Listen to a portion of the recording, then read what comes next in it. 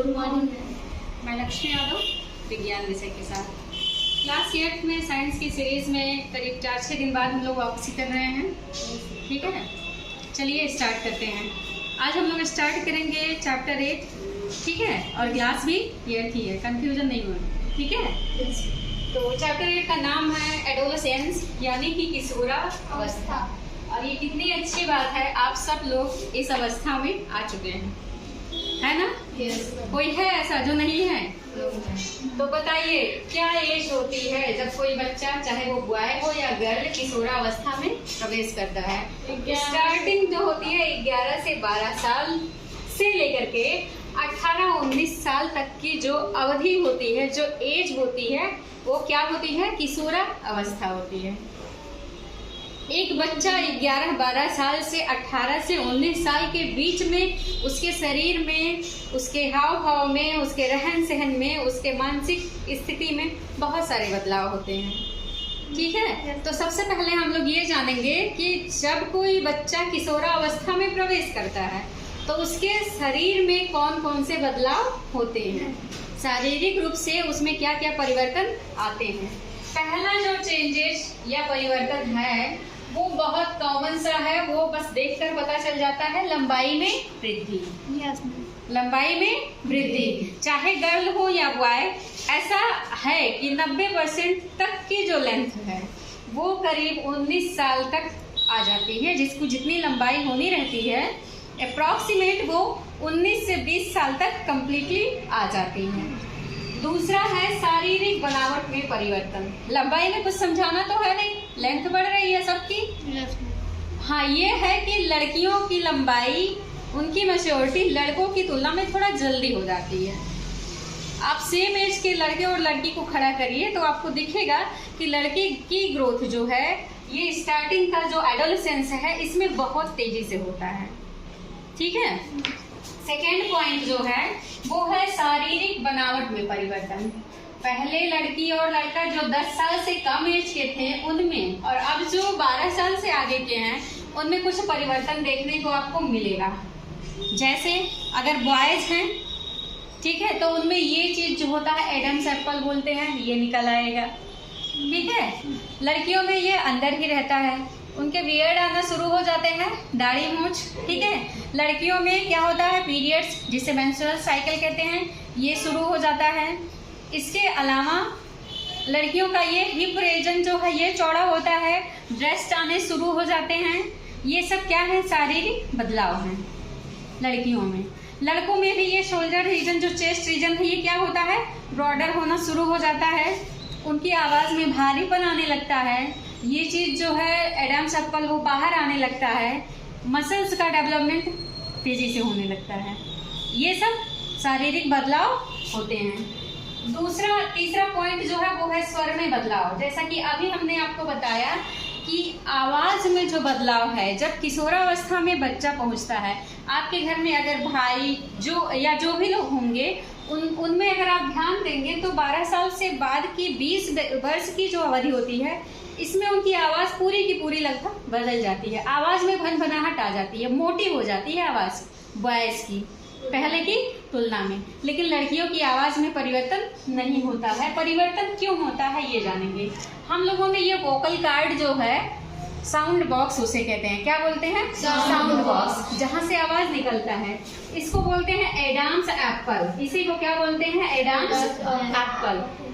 ये क्या होता है, हम लोगों में साइज में छोटा होता है, ऐसे देखकर इसीलिए पता नहीं चल रहा है। लेकिन बॉयज को याद करिए, रिकॉल करिए, आपके घर में भाई होंगे या जो भी लोग होंगे, ये ऐसे उभार रहता है, उभरा हुआ रहता है। ठीक है, बॉयज में क्या होगा, लार्ज होगा साइज इसकी, गर्ल्स में क्या होगा, स्मॉल होगा। साइज अगर छोटी है तो तारत्व ज्यादा होगा। तारत्व क्या होगा, ज्यादा होगा, पिच ज्यादा होगा, और आवाज क्या होगी, पतली। क्या होगी, पतली। लेकिन अगर साइज बड़ी है, बॉयज में साइज अगर बड़ी है तो तारत्व क्या होगा, कम। यानी कि पिच जो है वो क्या होगा, कम होगा।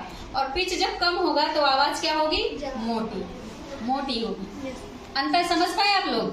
क्यों लड़के और लड़कियों की आवाज में अंतर है? अगला जो पॉइंट है, चौथा है, ये भी बहुत महत्वपूर्ण है।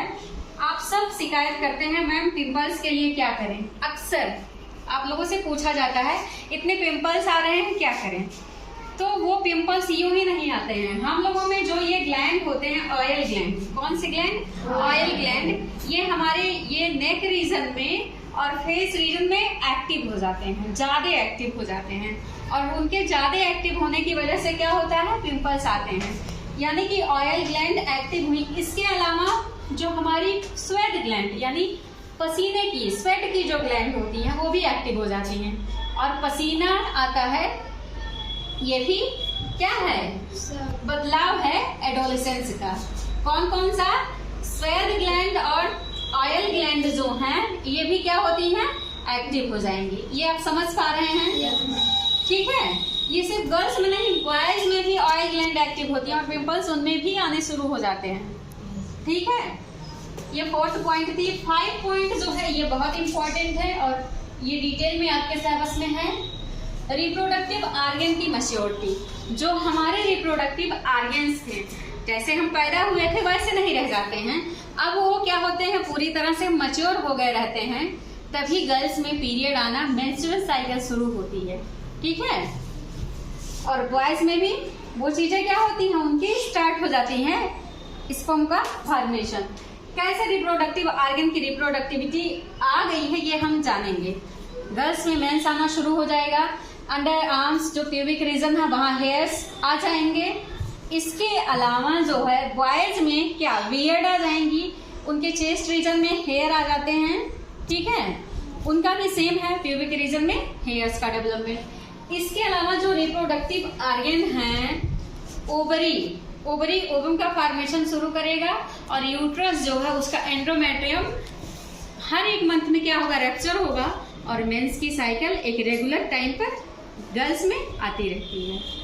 ये समझ पाए आप लोग। जो पीरियड आता है वो क्या है, रिप्रोडक्टिव आर्गन की परिपक्वता की वजह से ही आता है। ये साइन है कि अब गर्ल जो भी है वो क्या हुई है, परिपक्व हो गई है, तभी पीरियड आना शुरू होता है। आई बात समझ में।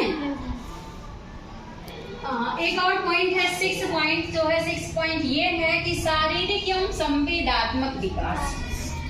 हाँ, ये जो हमारे इमोशंस हैं आप लोग खुद में चेंज नोटिस किए होंगे। आपके शारीरिक परिवर्तन मैंने आपको बताया ही, ठीक है। आपके रिप्रोडक्टिव आर्गन का विकास हो जाएगा, ब्रेस्ट का डेवलपमेंट हो जाएगा, फेस, बॉडी, ये रीजन आपका ब्रॉड हो जाएगा। बॉयज में ये रीजन आपका जो शोल्डर चेस्ट रीजन है वो ब्रॉड हो जाता है, एडम्स एप्पल बाहर आ जाता है, मसल्स का उनमें तेजी से डेवलपमेंट होता है, लेंथ की डेवलपमेंट पूरी हो ही जाएगी। ये सब शारीरिक बदलाव हो गए। संवेदात्मक विकास जो होंगे उसमें ये होगा, आप लोग देखते होंगे अभी जब आप 8th में पहुंचे आपको छोटी छोटी बात पे गुस्सा आएगा, ये ऐसा करें हम इनका ये कर देंगे।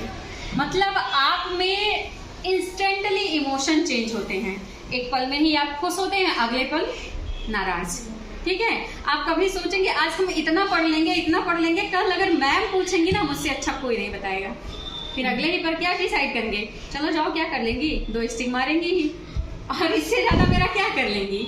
तो बहुत तेजी से परिवर्तन आता है। आप लोग अगर ध्यान दीजिए, बहुत ज्यादा सोचने की जरूरत नहीं है।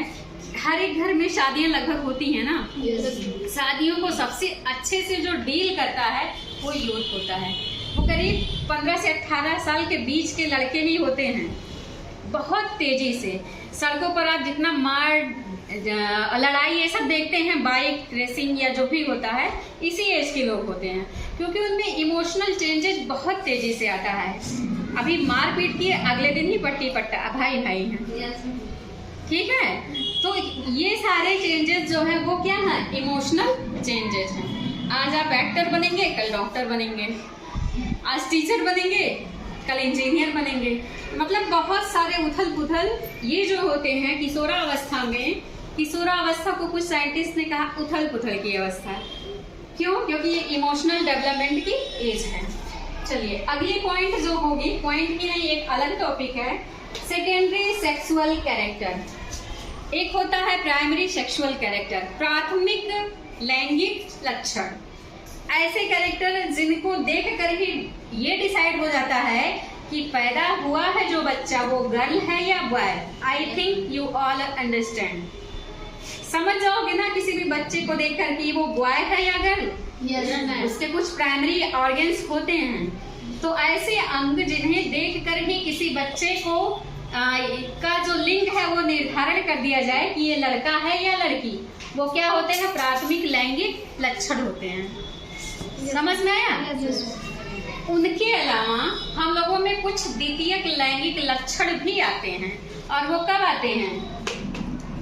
एडोलेसेंस में। कब आते हैं? एडोलेसेंस में।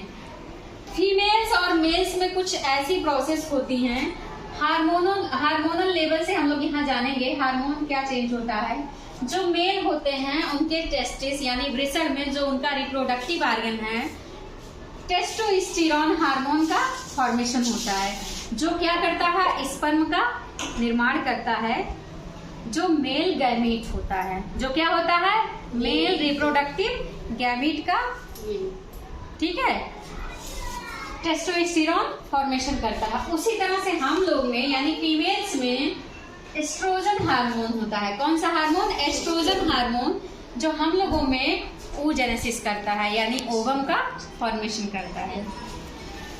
ये बात आप लोगों को जानना जरूरी है, बहुत इंपॉर्टेंट है कि फीमेल में एक पूरे मंथ में सिर्फ एक एग बनता है, सिर्फ और सिर्फ एक अंडा। बट मेल में मिलियन स्पर्म्स बनते हैं। आई बात समझ में? पूरे एक महीने में सिर्फ एक एग बनेगा फीमेल के रिप्रोडक्टिव पार्ट से, ओवेरी से, लेकिन मेल्स में अनगिनत स्पर्म बनेंगे। ठीक, आप लोग समझ पा रहे हैं? Yes ma'am. ठीक, कोई दिक्कत? नो है। आगे का जो पार्ट है हम लोग अगले वीडियो में देखेंगे, अगली क्लास में जानेंगे। किसी को कोई डाउट है क्या? No ma'am. ये समझ में आ रहा है चैप्टर? Yes. इसी चैप्टर में हम लोग जानेंगे हम लोग कैसे गर्ल बन गए और भैया लोग कैसे बॉय अगले दिन। Thank you.